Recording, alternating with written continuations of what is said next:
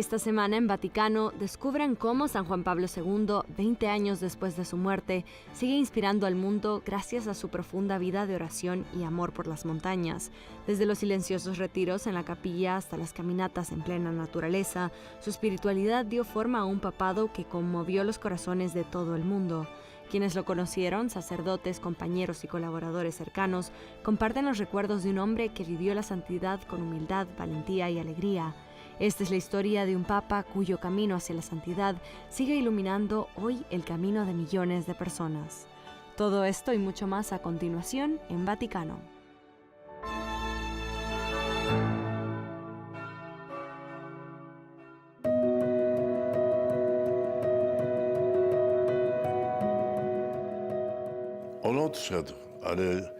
Ha fallecido, pero al mismo tiempo sigue con nosotros.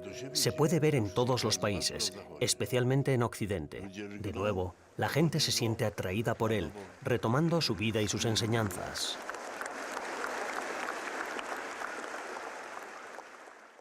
Salve Regina, Mater misericordiae, vita dulcedo, espes nostra salve. Han pasado 20 años desde que San Juan Pablo II regresara a la casa del Padre tras su pontificado de 27 años, el tercero más largo de la historia de la Iglesia.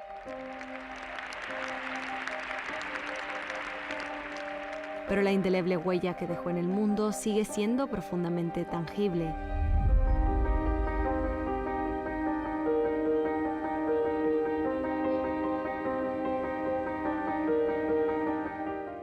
On działa. I to się widzi. Sigue actuando y es patente. La gente vuelve a Dios a través de él y recibe muchas gracias, muchísimas gracias. A menudo guío a personas enfermas de cáncer que reciben la gracia de la curación por intercesión de Juan Pablo II. Y estos casos son tan evidentes, tan absolutamente claros, que no hay duda. La gente queda convencida de que Juan Pablo II ha actuado.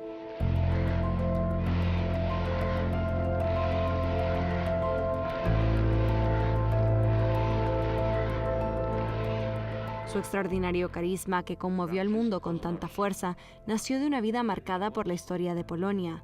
Primero la guerra y el totalitarismo, y después décadas de régimen comunista y ausencia de libertad. Gianfranco Svidercocci es corresponsal en el Vaticano, ex vicedirector del Observatorio Romano, quien conoció al Papa por primera vez en 1977. Todo el mundo olvida que se trataba de un papa que huía de la guerra. Llegaron los nazis y él y su padre caminaron 200 kilómetros para regresar más tarde cuando los rusos avanzaban por el otro lado. Este papa vivió en primera persona el infame pacto Ribbentrop-Molotov, los nazis a un lado y los soviéticos al otro.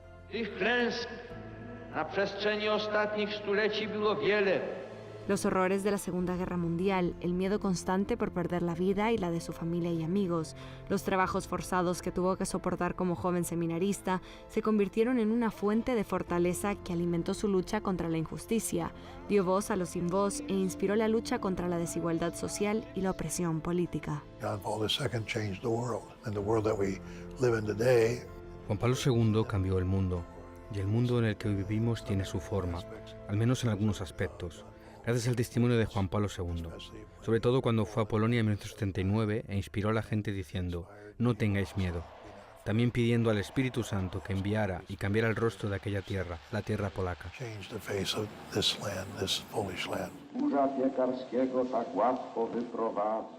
El arzobispo Tomasz Węcki, a quien la corresponsal de EWTN Vaticano, Magdalena Wolinska-Riedi, tuvo el honor de entrevistar en su residencia de Miami, Florida, tiene raíces polacas. Fue amigo íntimo del Papa Juan Pablo II durante muchos años. Su excelencia visitó Polonia justo cuando fuertes vientos de cambio comenzaban a azotar la patria del Papa.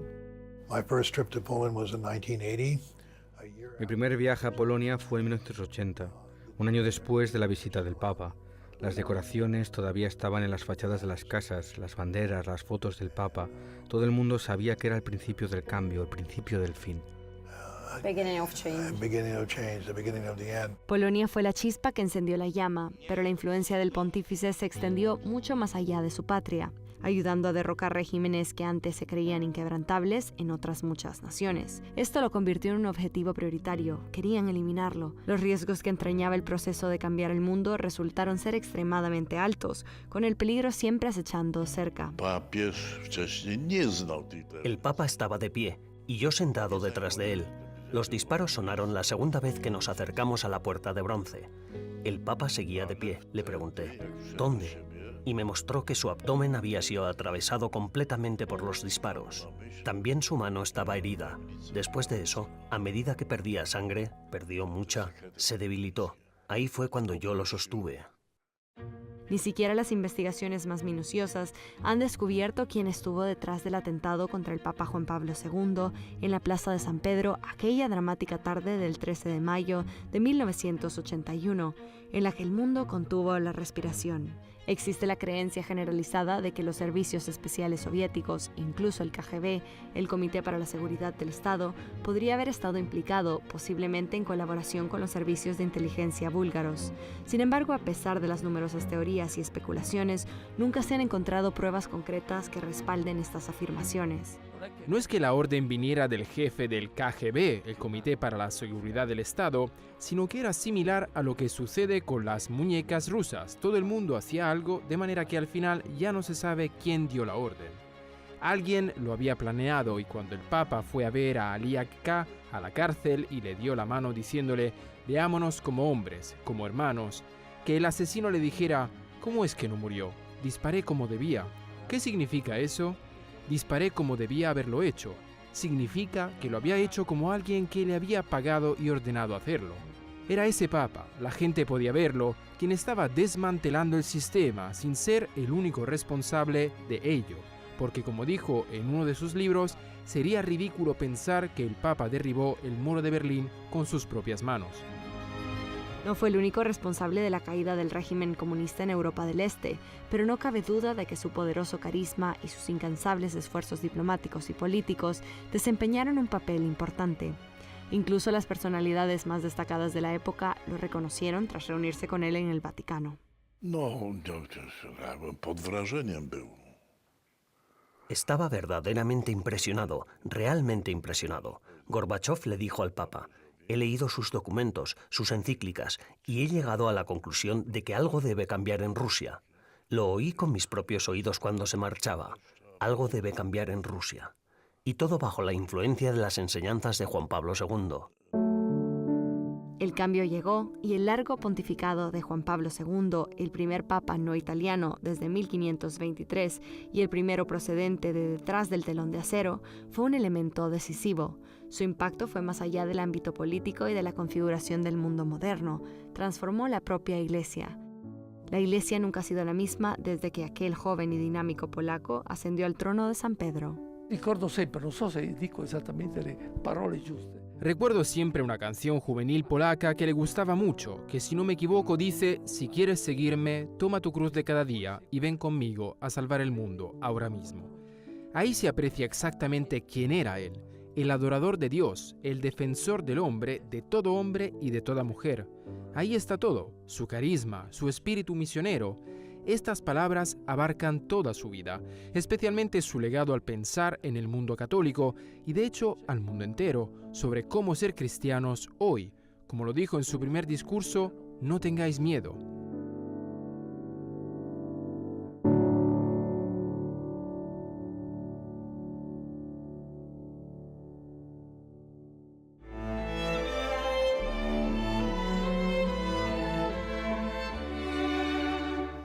Enseguida regresamos para descubrir a un papa moldeado por el silencio y la oración.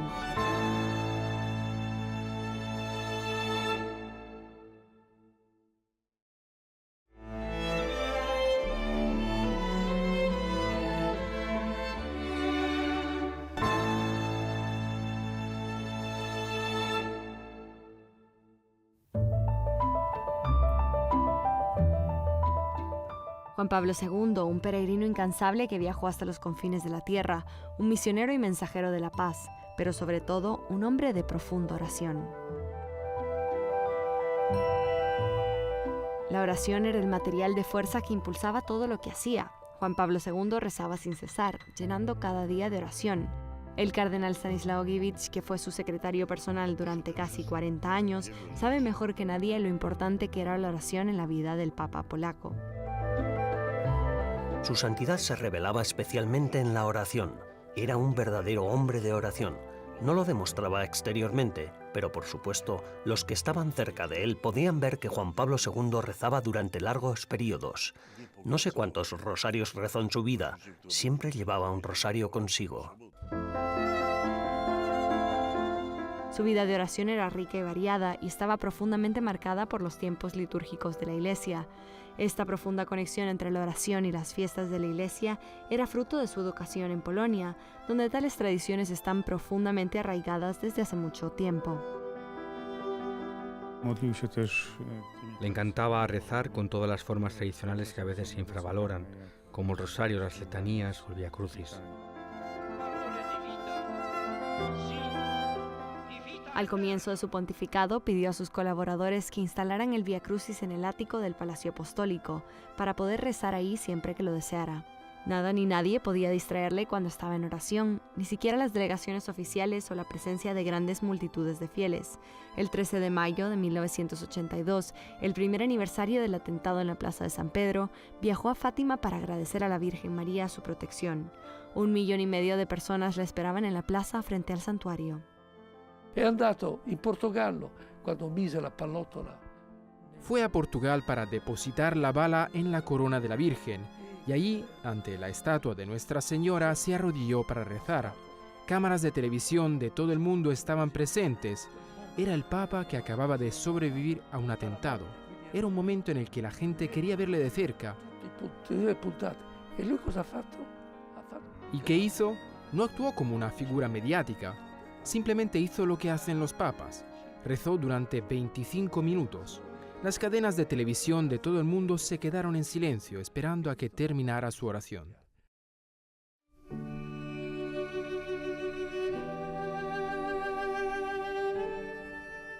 Tras perder a su madre a los 9 años, la Madre de Dios se convirtió en una madre para él. La Virgen María fue una fuente de fuerza y paz interior durante toda su vida. Sin embargo, no tuvo una devoción particular a Nuestra Señora de Fátima hasta después del atentado contra su vida. Papież wcześniej nie znał tej tajemnicy. El Papa conocía la devoción a Nuestra Señora de Fátima, pero no mucho más que eso. Sin embargo, mientras estaba en el hospital, le vino a la mente el secreto de Fátima. Pidió que le entregaran los textos, conservados en la Congregación para la Doctrina de la Fe, al Hospital Gemelli. El cardenal Stanislaw Gievich compartió sus recuerdos de las conversaciones del Papa con Sor Lucía de Fátima en una entrevista exclusiva para EWTN en Cracovia. I ona powiedziała: Ella dijo, lo que Nuestra Señora deseaba y lo que estaba escrito en esos registros se ha cumplido, y, como petición, pidió que el Papa, junto con los obispos, consagrara Rusia al Inmaculado Corazón de María en la Plaza de San Pedro. w sercu Maryi. Y eso hizo. La letra M, que simboliza a la Madre de Dios, se convirtió en un elemento central de su escudo papal. Junto con el lema de su pontificado, la frase latina Totus Tus, todo tuyo. También mandó instalar un mosaico de la Virgen con la inscripción Totus Tus a sus pies, en la fachada del Palacio Apostólico. Creo que convertirse en un papa mariano también dependía del hecho de haber nacido en Polonia, donde el catolicismo es mariano por definición. Además, él mismo dijo que gracias a ciertas lecturas que había hecho, maduró en una comprensión nueva y no prejuiciosa de María como madre de la Iglesia. Encomendó a la Iglesia y su pueblo, así como toda la humanidad, a esta madre tan especial, comprometiéndose en una oración constante que fue el fundamento de toda su vida. Juan Pablo II rezaba incesantemente por las personas concretas y pedía a sus secretarios que depositaran peticiones de oración escritas en trozos de papel dentro del reclinatorio de su capilla privada. Rezaba de verdad por esas personas y a veces llegaban mensajes de agradecimiento por las gracias recibidas por su intercesión. Monseñor Paweł Tasnik, también polaco, trabajó para el Papa Juan Pablo II durante más de una década. Cuando el Santo Padre preparaba sus textos, ya fuera homilías o documentos, solía simplemente dictarlos y luego yo los escribía sentado a su lado. De hecho, cada momento que no estaba ocupado con el trabajo, lo dedicaba a la oración. Incluso mientras dictaba sus textos, a veces hacía una pausa, cerraba los ojos y me daba cuenta de que estaba rezando profundamente. Juan Pablo II rezaba no solo por sus hermanos en la fe, sino también por los alejados de la Iglesia. A menudo recordaba que seguía un cierto itinerario de oración. Cada día rezaba por una parte específica de la Iglesia, por una comunidad concreta, al tiempo que intentaba recordar lo que vivía esa comunidad. Los obispos que venían de visita se sorprendían a veces de lo bien informado que estaba el Santo Padre sobre sus misiones en la Iglesia de allí. Durante sus viajes apostólicos, abrazaba la región que visitaba con una profunda oración personal. Siempre terminaba su jornada con un momento de oración. Cuando regresaba a la nunciatura, se dirigía directamente a la capilla para rezar, siempre, sin excepción. Umberto Civitarese, que comenzó a trabajar en la Ciudad del Vaticano en 1980, trabajó en Radio Vaticana durante 44 años. Fue responsable de las ruedas de prensa durante las decenas de viajes que Juan Pablo II realizó por todo el mundo y testigo de primera mano de la inmensa capacidad de oración del Papa. Recuerdo nuestro viaje a Mali, cuando después de un día recorriendo la ciudad, viendo los suburbios y las grandes aglomeraciones urbanas, bajó un calor sofocante y una larguísima misa en el estadio. Al volver a la nunciatura, todo el mundo buscaba un refrigerio y descansar, pero el Santo Padre se puso de rodillas a rezar en la capilla, a solas. Allí rezó y rezó. La oración fue el hilo conductor de toda su vida. Por encima de todo, amaba rezar el rosario que le acompañó hasta el final, incluso cuando ya no podía hablar. El último día de su vida, los que estaban en su apartamento rezaron por él, a los que se unió una multitud de jóvenes reunidos abajo, en el corazón de la plaza de San Pedro, todos unidos en oración ante la imagen de Nuestra Señora del Totus Tuus.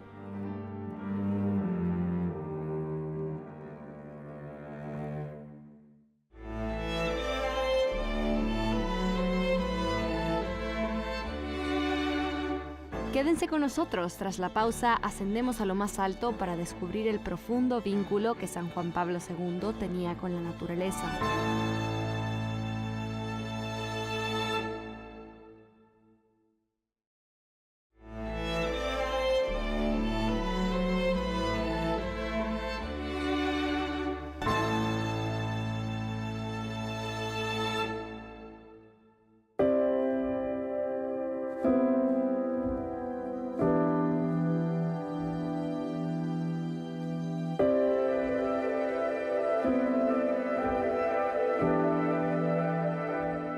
El pontificado de San Juan Pablo II, el tercero más largo de la historia de la Iglesia, dejó una huella indeleble tanto en el corazón de la gente corriente como de los antiguos colaboradores que acompañaron al Santo Padre en su día a día en el Vaticano. No dejan de decirme que, cuando estaba Juan Pablo II, uno se sentía aquí como en casa. Este era un lugar al que uno acudía de buena gana y era afectuosamente acogido. La intensa agenda del Santo Padre, repleta de innumerables reuniones, audiencias y celebraciones litúrgicas, ocupaba todos los días a un gran grupo de personas que trabajaban junto a él en las instalaciones de la Santa Sede. Pero nadie se quejaba de las largas horas de trabajo, pues se sentían parte de una gran familia. Para entonces yo estaba prácticamente más aquí que en casa. Ni siquiera sé cuántas mañanas llegaba antes de las 8. Me iba a casa a las 5, pero la mayoría de las mañanas estaba aquí, constantemente con él, especialmente los domingos, para las visitas y todo lo que hacía. No había un solo domingo sin que viniera una peregrinación polaca al palacio. Luciano Firmanti trabajó dentro del Vaticano durante 42 años. Entró en 1977 con el Papa San Pablo VI. Su primer encuentro personal con Juan Pablo II se remonta al inicio de su pontificado, o incluso antes.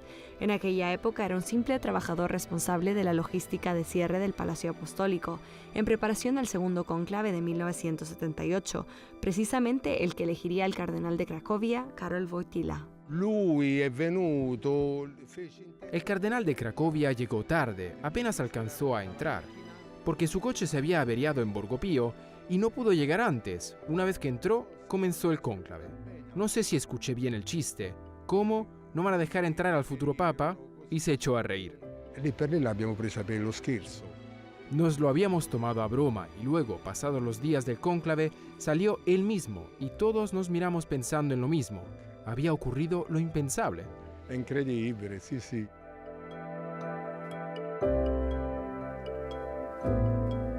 El que más me impresionó fue Gorbachov. A menudo acudía muy temprano por la mañana a la misa en la capilla privada del Papa, en silencio, él solo. Se había establecido un vínculo muy especial entre ellos. Muchas de sus visitas eran privadas y sin previo aviso. Ni siquiera se sabía qué vendría. Nadie lo sabía. La faz de la tierra estaba cambiando gracias a todos estos pequeños pasos que el Papa había dado desde el comienzo de su pontificado. Con sus palabras y su voz, Juan Pablo II quiso llegar a los rincones más recónditos del planeta. El ingeniero Paolo Sagretti, que trabajó para el Papa Juan Pablo II en la oficina del interior del Palacio Apostólico durante más de 20 años, recuerda muy bien su increíble fuerza de espíritu. Y ahora, en una conmovedora conversación con la corresponsal de EWTN Vaticano, Magdalena Wallinscarriedi, confió por primera vez sus valiosísimos recuerdos relacionados con la persona de Juan Pablo II y la Jornada Mundial de la Juventud del 2000. El Papa llegó e insistió en caminar todo el trayecto, aunque de vez en cuando se apoyaba en su bastón. Recorrió toda la rampa a pie, a pesar de tener serias dificultades. En un momento dado, algo me impresionó profundamente. No podía avanzar y, frustrado consigo mismo, golpeó el suelo con su bastón. Estaba enfadado porque su cuerpo no cooperaba. Yo estaba allí y me quedé de piedra. Con el paso del tiempo, el sufrimiento físico se fue apoderando de él, pero Juan Pablo II se mantuvo tenaz hasta el final de sus días. Nunca renunció a su misión, lleno del deseo de difundir el amor de Dios por todas partes. Su fuerza para seguir adelante a pesar del avance de la enfermedad, tal como hemos mencionado, provenía de la oración profunda.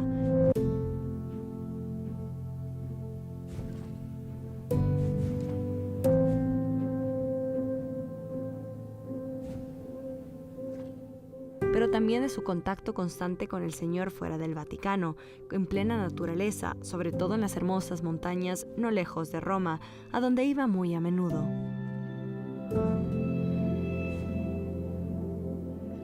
A menudo iban a la zona del Gran Sasso para disfrutar de la sombra de los picos más altos de los Alpeninos. Incluso se le dedicó un pico, el llamado Pico Juan Pablo II, que es el que podemos ver ahí arriba. Y también hay un sendero que se llama precisamente Sendero Juan Pablo II.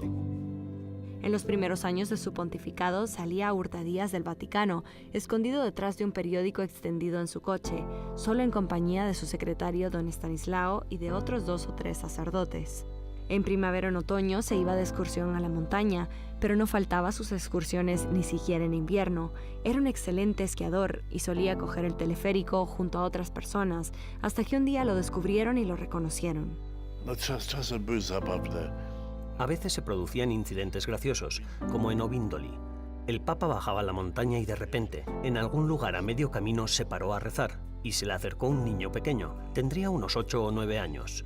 Miró y exclamó, «¡Santo Padre!» Y justo después bajó. Seguridad dijo, «En este caso tenemos que escapar inmediatamente por otro camino», porque el niño debió decir a todos los que estaban abajo que el Papa estaba allí arriba. Las excursiones fuera de Roma a las montañas de los Abruzos fueron una gran oportunidad para profundizar en las relaciones con quienes lo protegían a diario en el Vaticano. Los lugareños de la zona de Acergi, cerca de la ciudad de L'Aquila, también le esperaban siempre, aunque solo se sabía de oídas que iba a venir. Venía de incógnito la mayoría de las veces. Lo que hacía era llegar en un coche normal, no se notaba que era un coche de seguridad. Y entonces era como cualquier otro. Almorzaba en la montaña, con pan y salchichas preparadas al fuego, junto con los demás de su grupo. Aquí es donde encontraba la verdadera soledad. Ahora el diminuto santuario de San Pietro de la Genca es un lugar de culto, pero en aquella época era una simple aldea de pastores, completamente abandonada y arruinada. De modo que a pesar de que esa pequeña iglesia no era más que un montón de escombros, seguía siendo un símbolo del cristianismo muy importante para él. La impresionante naturaleza que aquí le rodeaba era para él la imagen de Dios. Aquí Juan Pablo II se sumergía en el diálogo con el Altísimo. Aquí encontraba la fuerza para los grandes retos que le esperaban a su regreso al Vaticano. Y aquí fue donde se generó su gran legado. Un legado que, a pesar de haberse iniciado hace ya 20 años, aún permanece imborrable para todas las generaciones venideras.